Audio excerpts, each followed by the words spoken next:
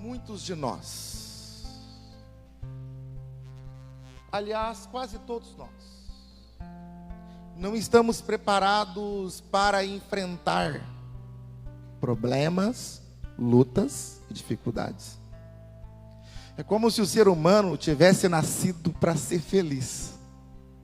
É como se o ser humano tivesse nascido para nunca morrer. Afinal, na verdade, é isso. Quando Deus criou o ser humano, não estava no projeto dele ao criar a tristeza, a morte, a infelicidade, a angústia, os desencontros, os desequilíbrios. Mas tudo quanto hoje vivemos de mal ou enfrentamos, só tem uma causa: o pecado. E nós deveríamos de olhar para o pecado como o nosso grande problema, como o nosso único problema, como o nosso maior problema. Percebe, irmãos, que pelo fato de nós não lutarmos as batalhas certas, é que nós perdemos as grandes lutas? Porque se o salário do pecado é a morte, Romanos 6,23, e 6,23 diz que todos pecaram, nossa maior luta deveria ser contra o pecado. Nós deveríamos dobrar nossos joelhos diante de Jesus e falar: Senhor, muda a minha vida, transforma a minha vida, transforma o meu coração, transforma a minha mente. Eu não quero mais ficar manipulado, preso por essa maldição, por essa separação, por esse impedimento que é o pecado. Todos os nossos disfarces e todas as nossas máscaras, todas as nossas resistências, elas estão fundamentadas numa única crise: o pecado. E o pecado, ele existe, e o seu efeito é único. Ele nos separa de Deus. Essa separação de Deus pode ter muitos nomes, muitos, mas basicamente é isso: o pecado nos separa. E por nós estarmos separados de Deus, nós vamos nos separando das coisas preciosas que Deus nos deu. Aí vai a comunhão com Ele, porque quando Ele cria o ser humano, diz a palavra que todos os dias, na viração do dia, o Senhor ia ter com Adão e Eva. Maravilha! Imagine Deus todo dia, você ouvindo Deus, amém? Passear pela tua vida. Assim era a vida de Adão e Eva. Todos os dias o Senhor ia ter com eles. Mas o pecado nos tirou dessa condição. Mas é a remoção também do pecado, queridos, é a vitória sobre o pecado que vai nos tornar, em nome de Jesus, novamente pessoas completas em Deus, pessoas firmes em Deus, para não mais perdermos de vistas coisas boas, como a comunhão com pessoas, famílias que Ele nos deu, amém? Foi Ele que nos deu, em nome de Jesus. Tua família é um presente de Deus. Ainda agora há pouco, estava com parte dos meus familiares de São Paulo em casa, aquela coisa toda, levanta cedo, né? Quem tem, as crianças levantam mais cedo, aliás, quando tem parente dormindo em casa, você vai apresentar a formiga na cama, né? Criança levanta mais cedo, inclusive agora há pouquinho a Lucinha secando ali o cabelo, sempre que mulher tem que secar o cabelo, e a Caterina também com um secadorzinho de plástico ali também, e de repente ela capota na cama, a Caterina, né? E começa a dormir. Não, tudo bem, a Caterina, a gente leva dormindo, né? A gente vai no quarto, de repente está lá o Caleb também dormindo. Falei: Lucinha, pode ficar tranquila. Os irmãos, eles entendem que família é coisa preciosa, deixa eles descansarem. Agora há pouquinho também o irmão Ari falou assim para mim: pastor, a Ivone ficou cuidando da Ana Júlia, porque dormiu. Então família é coisa preciosa, família é para você zelar, amém? Família é para você amar, família é para você compreender, família é para você estender a mão, mas ninguém vai estender a mão de verdade se não for o poder de Cristo, amém, amados? E interessante esse texto da palavra, esse Ezequiel 37, mais precisamente a visão do vale de ossos secos, é uma visão. E não é só uma visão, amados, presta atenção nisso. Não é só a visão do profeta Ezequiel. Era o sentimento que havia no coração do povo que estava onde? Na Babilônia. Mas não era para eles estarem em Babilônia exilados, presos, levados cativos. Era para eles estarem aonde? Em Israel. Era para eles estarem na terra deles. Era para eles estarem na casa deles. Era para eles estarem felizes em casa, felizes no Senhor, felizes adorando a Deus no templo que Deus havia dado. Mas eles estavam onde? Em Babilônia. Perante a lei, eles estavam impedidos de cultuar. Olha só.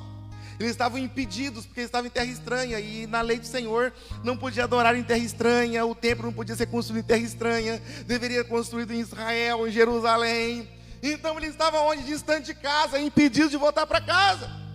Então eles começaram a dizer: a nossa esperança pereceu, os nossos ossos se secaram. Eles estavam sem nenhuma esperança. Mas por que eles estavam lá? Porque eles haviam se sujeitado ao pecado. Eles haviam colocado o pecado no lugar de Deus. O povo em Babilônia foi um lugar que o povo aprendeu a nunca mais ser idólatra. Mas tiveram que ficar, sabe quantos anos lá, irmãos? 70 anos. 70 anos na luta, 70 anos, queridos, embaixo de um cativeiro, embaixo de uma nação, queridos, que não servia ao Senhor. Presta atenção nisso. Veja o que o pecado provoca. O mesmo aconteceu com Abraão. Quando ele gerou o filho com Agar, ele ficou 13 anos sem falar com Deus. Então o pecado nos separa do Senhor, é o pecado que nos coloca em crise. Então nós precisamos de olhar para nós e dizer: Senhor, tudo que é em nós que precisa ser transformado, nós precisamos de transformação. É uma reforma que nós precisamos decidir fazer na nossa vida. Por mais que eu fale, por mais que eu diga para vocês, por mais que eu pegue no pé da igreja, por mais que eu alerte com a palavra, queridos, a revolução que Deus tem para fazer na tua vida só acontecerá se você permitir. O avivamento que você espera, a glória de Deus que você espera sobre a tua vida, começa quando nos arrependermos dos nossos pecados e não permitir que o pecado esteja no lugar de Deus. Queridos, não há pessoa que não peque, amém, amados? Não há, eu disse que não há pessoa que não peque. Olha para o teu irmão que está ao teu lado: você pecou. Fala para ele: você vai pecar. Eu sei que você vai pecar. A pessoa fica sem jeito, né? Para com isso, para com esse negócio. Fala isso para mim não. Mas irmãos, isso é uma realidade. É por isso que está escrito lá em 1 de João, né, capítulo 1, verso 9. Se confessarmos nossos pecados, ele é o quê? Fiel e justo, para quê? Perdoar os nossos e nos purificar de toda injustiça.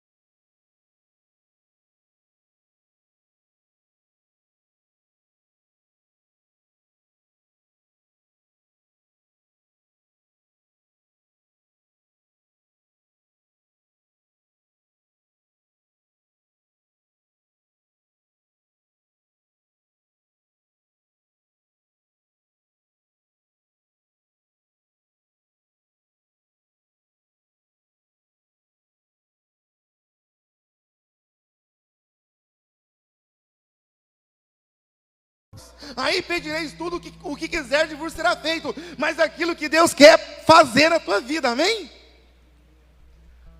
Irmãos, em nome de Jesus, você permite que Deus faça tudo aquilo que Ele quer fazer através de você? Não basta só dizer, tem que permitir. Para quando isso de fato nós queremos que aconteça na nossa vida, a nossa fome, o nosso apetite é diferente. A gente quer orar para que isso aconteça, amém, amados? A gente faz campanha de oração, a gente lê a Bíblia, a gente levanta mais cedo para ler a palavra e orar, a gente deita mais tarde para ler a palavra e orar, porque há um desejo dentro de nós de fazer com que esse Deus venha se manifestar através da nossa vida, em nome de Jesus. É quando a palavra de Deus está possuindo o teu interior. E quando você então começa a se posicionar e declarar o que Deus quer fazer através de você, na tua cidade, na tua casa, onde você for, que a glória e o amor dele venha se manifestar como? Porque a palavra do Senhor é assim, à medida que você a recebe, aleluia, você vai se tornando o quê? A imagem e semelhança moral de Deus, aleluia. Louvado seja Deus. Permita o Espírito de Deus ministrar no coração de vocês, amados. Você tem que permitir o Espírito Santo ministrar. Deus ele não arromba, amados. Deus não obriga. Deus ele vai falando, Deus vai ministrando no nosso coração. E aquilo que está seco na nossa vida começa a reviver. Porque se o salário do pecado é a morte, quando eu recebo a palavra, é Deus arrancando a morte da minha vida, na minha casa e da minha história, em nome de Jesus. Amém, irmãos? Então, para a libertação acontecer, aleluia, primeira coisa é você receber a palavra, amém? Não é apenas receber a palavra na hora da pregação, é você receber a palavra para a tua vida, amém?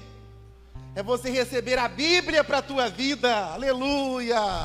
É você receber a Bíblia para a tua casa. E quando você recebe a Bíblia, você lê a Bíblia para os seus filhos, você lê a Bíblia para a sua família. A sua família passa a ser uma escola de Deus para a próxima geração, porque tem alguém que foi salva. Não foi alguém que simplesmente encontrou com uma religião, mas alguém que teve um encontro real com Deus, em nome de Jesus.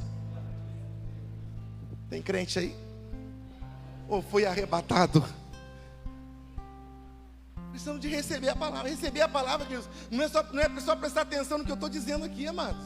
É receber a palavra na vida. Amém? Às vezes você recebe tanta coisa, não é verdade?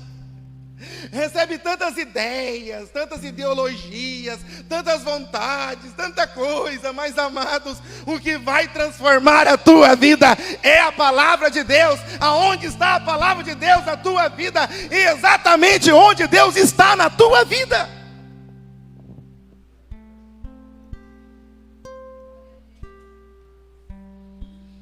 Então você sabe se você é crente ou não. Porque você sabe onde está a sua Bíblia dentro de casa. Você sabe se você é crente ou não. Porque você sabe aonde você colocou a tua Bíblia. Nem sei se algumas pessoas lembram que tem Bíblia. Eu acho lindo que em acampamento de jovem, a gente pergunta para os jovens se alguém leu a Bíblia, né? Em quantos dias. E eles falam mesmo, não tem esse negócio não. A gente pergunta assim para eles, mas quantos, quem que faz uma semana que não lê a Bíblia? Eles erguem a mão assim. Tem esse negócio não, óleo de peroba tem sobra. 30 dias, tem mão ligando. 1 ano tem mão levantando, mas meu Deus do céu. E aí por aí que a gente vê, queridos, que o quanto nós precisamos de Deus, amém, amados? O quanto nós precisamos do Senhor. Porque se nós dedicássemos de fato à vontade de Deus, amados, Deus iria se manifestar poderosamente, em nome de Jesus. Amém, queridos? Em nome de Jesus. Queridos, então o primeiro lugar é a palavra de Deus. Receba a palavra de Deus na sua vida. Há muitos textos que falam da palavra, da importância da palavra. Você amar a palavra é para ser amada, é meditada. Meditar é você ficar pensando naquilo que você leu. A melhor forma de meditar na palavra é você pegar um texto da palavra e ficar memorizando. Memoriza, leia, pega o papel, escreve, lê, ou imprime no computador, coloca no bolso, vai para o trabalho. De vez em quando você tira do bolso e olha e lê e coloca de volta e você vai aprendendo. Irmãos, quem de fato ama a palavra de Deus não tem desculpa. Ele arruma ideias para aprender a palavra de Deus. Amém? Fala para o teu irmão que está ao teu lado, aprenda a palavra. Amém? Aprenda a palavra. Em nome de Jesus. Aprenda a palavra. Amém? Aprenda a palavra. A palavra é promessa de Deus para a tua vida. A palavra é poder de Deus. Aleluia. É poder de Deus. Louvado seja o nome do Senhor. Aleluia. Ainda a outra sequência, talvez nem consiga falar tudo, eu nunca passo do horário. É se deixar ser ministrado pelo Espírito Santo. Amém? Porque quando você se entrega, você se rende à palavra, vai ter um agente trabalhando na tua vida que se chama Espírito Santo. Ele trabalha. Onde tem palavra de Deus, ele trabalha. Aliás, ele está ali primeiro do que antes da palavra chegar, ele está lá. A palavra do Senhor nos diz em Gênesis 1 que a terra estava sem forma e vazia, e o Espírito de Deus pairava por sobre a face das águas. E disse Deus: haja luz, e houve. E antes de Deus falar, quem estava lá? O Espírito Santo. Mas quando você lê a palavra, você começa a perceber daí o Espírito Santo. Fala: opa, eu não estava sozinho. O Espírito Santo estava comigo, manifestando o Pai e o Filho, para que eu conhecesse através da palavra. Amém? O verso 9 de Ezequiel 37. Amém, queridos? Povo da Bíblia, aleluia. Ezequiel 37, verso 9, nos diz: e então ele me disse: profetiza ao Espírito e profetiza ao Filho do Homem, profetiza ao Espírito, profetiza ao Filho do Homem, e disse-lhe: assim diz o Senhor, vem dos quatro ventos, ó Espírito, e assopra sobre esses mortos para que vivam. Então ele profetiza a palavra, os ossos secos, eles novamente, eles se encontram, cada osso no seu osso, e vem tendões, músculo, pele, e os corpos são formados e estavam agora sem vida. É na visão, né? Uma visão. Aí então Deus diz para ele: agora profetiza o Espírito. Vem dos quatro ventos e sopra, para que eles vivam. E de fato, queridos, nós só vivemos quando o Espírito nos gera. Tanto é que a Bíblia, se você for estudar a Bíblia diz assim que nosso Deus é o nosso Pai espiritual. Amém, queridos? Nós somos gerados no Espírito. Quem não nascer da água e do Espírito não pode ver e nem pode entrar no reino dos céus. João 3, verso 3, verso 5 e verso 7. Quem nos gera é o Espírito. Amém, queridos? Pelo poder da palavra. Amém? Então, para que nós possamos viver o que Deus tem para nós, além de receber a palavra, nós temos que deixar o Espírito de Deus ter liberdade na nossa vida. Até porque nos diz a palavra do Senhor em João 16, verso 8, que é o Espírito Santo que convence o homem do quê? Do pecado, da justiça e do juízo. Ele nos convence. Amém? Então nós temos que ter um tempo de busca do Espírito Santo. Amém, queridos? Porque é uma promessa. É uma promessa. Irmãos, o ambiente está muito abençoado, pelo menos a minha percepção espiritual. E eu não estou fazendo uma brincadeira, só vou fazer um exemplo tosco. Vou abrir um parênteses. Digamos que você recebe a promessa de um político. Ele fala assim: ó, você é o melhor político. Eu prometo isso, isso, isso, isso. E então, dentro do prazo determinado, ele começa a cumprir. Qual que é a tua impressão? Prometeu, cumpriu. Amém? Da mesma coisa com os filhos. O filho olha para o pai e fala: eu quero tal coisa. Aí vem do pai e fala assim: olha, eu não tenho condição. Vamos orar para Deus dar condição, não é verdade? Aí o pai fala: depois eu dou. Não, você não vai dar. Ele pediu algo, você não pode dar, você tem que falar para ele. Porque senão você vai estar mentindo. Não prometa algo que você não pode cumprir. Mas Deus prometeu. Ele prometeu que derramaria do Espírito dele sobre algumas carnes, sobre algumas pessoas não. Diz a palavra que ele derramou do Espírito dele sobre toda a carne. Ele derramou, ele deu. Amém? Ele derramou.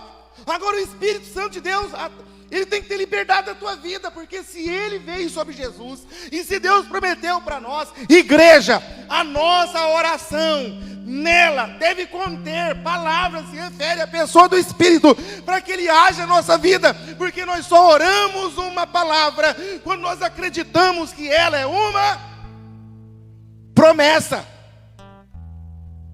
Atos 2,17 diz a palavra que ele derramaria do Espírito sobre toda a carne, sobre vossos filhos e vossas filhas profetizariam. Amém?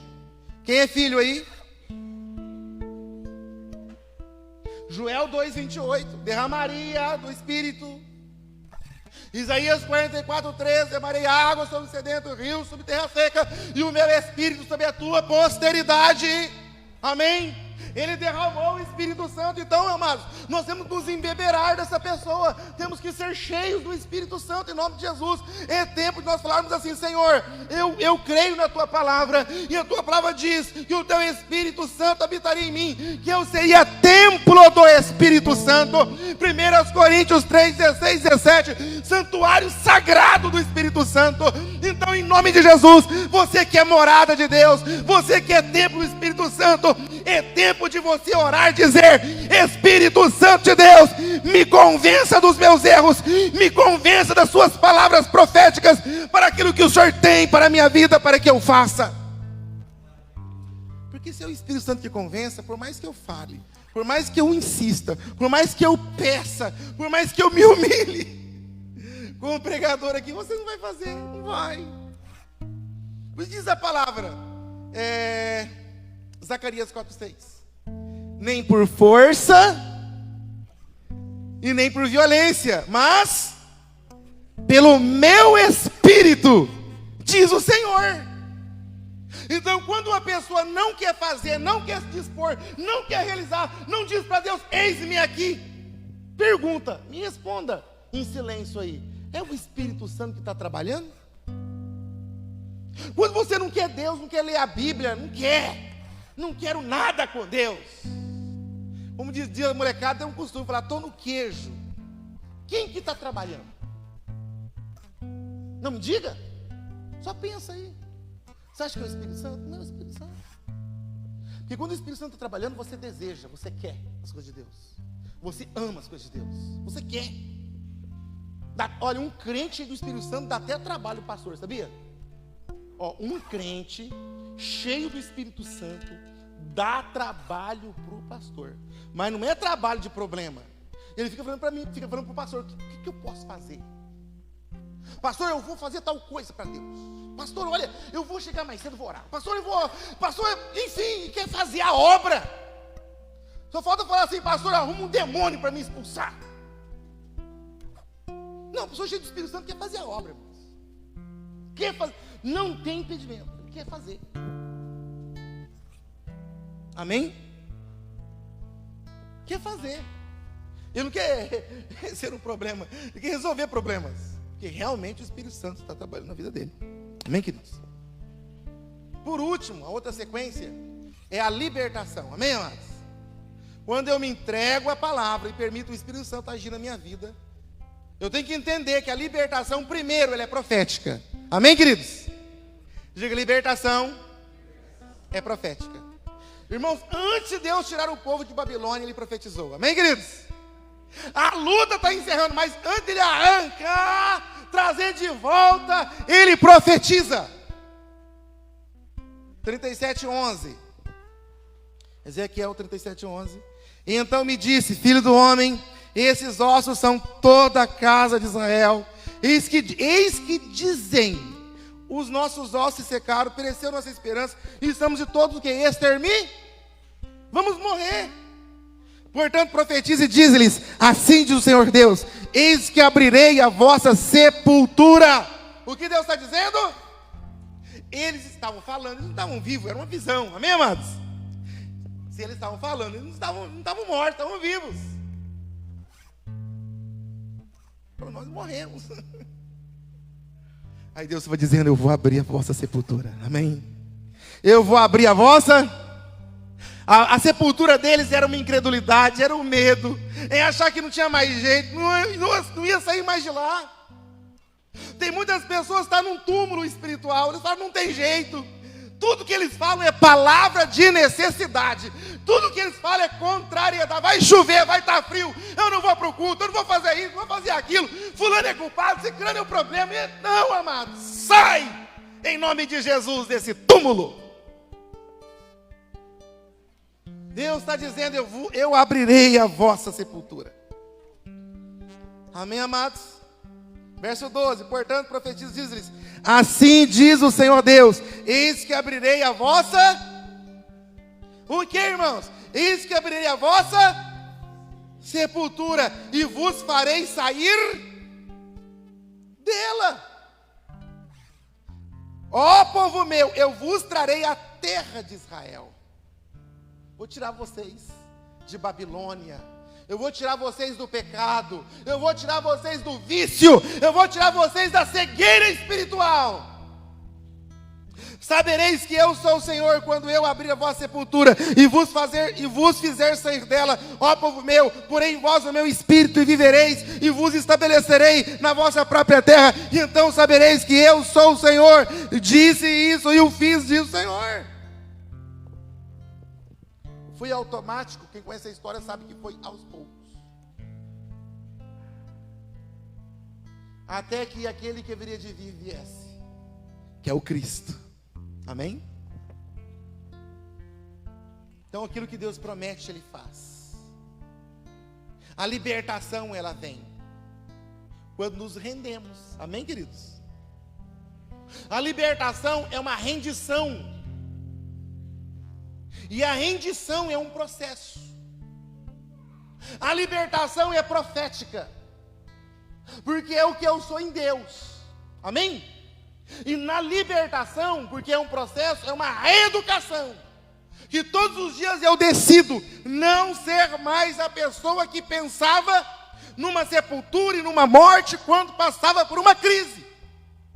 É quando eu estou enfermo, mas acredito na cura. É quando eu mesmo deprimido, eu acredito na alegria do Senhor. Mesmo quando eu vejo a minha família com dificuldade, eu acredito que Deus está trabalhando. Amém, queridos? Quando Deus transforma o que há dentro de nós, já não nos importamos mais com o que está à volta, porque nós sabemos o que está à frente. Amém, queridos? Há uma promessa de Deus à frente. Há uma promessa de Deus adiante de nós. Há uma expectativa divina de restauração. Sempre houve. O maior desejo de Deus para com o ser humano é a restauração. É um novo nascimento. É colocar o Espírito Santo dele dentro da pessoa. O maior anseio de Deus, amados, é que um dia nós estaremos com Ele. Amém? Para finalizar, tem alguns minutinhos aqui ainda, para depois a gente orar, né? A cidade para onde nós vamos. Quem já leu Apocalipse 21, verso 21, 23? Quantos já leram? Ah, leu, mas não lembra. O Nivaldo esqueceu mais, né, Nivaldo? Tinha lido, né? Mas de repente, coisa bonita, né? Então diz a palavra em Apocalipse 21, que a cidade de Deus do céu, tá? É um muro com 12 portas. Quantas portas? Que é uma reflexão a partir da nação de Israel. Que é portas para todas as nações da terra. Amém? Para que ninguém dê desculpa. Para todas as tribos, línguas e nações. Só com detalhe. A porta é feita de pérola. E todas as pérolas de uma única pérola. Para que entendamos que apesar de 12 portas, ela só tem uma natureza, a de Cristo. Só que dentro dessa cidade, amados, não tem moradia. Não tem templo e nem santuário. Mas o santuário será o próprio Deus e o Cristo. E a rua, e mais apropriadamente a praça, será de ouro puro, ou como ouro puro? Como ouro puro, e límpido ou transparente como cristal ou vidro. E lá, apesar de falar que Deus é o templo, o santuário, diz a palavra que lá não haverá santuário, não haverá templo, não haverá sol e nem haverá lua. Por quê? Deus é a sua claridade e o Cordeiro a sua lâmpada. Nós seremos como os anjos, não nos daremos ao casamento, não haverá choro, não haverá dor, não haverá angústia, não haverá necessidade humana, mas haverá comunhão plena. Amém, queridos? Então nós estamos saindo do templo para onde, irmãos? Você está indo para o céu ou para a praça? Para a praça celestial, amém? Onde nós teremos comunhão. Por quê? Lá não tem repartição. Por quê? Para todo mundo estar.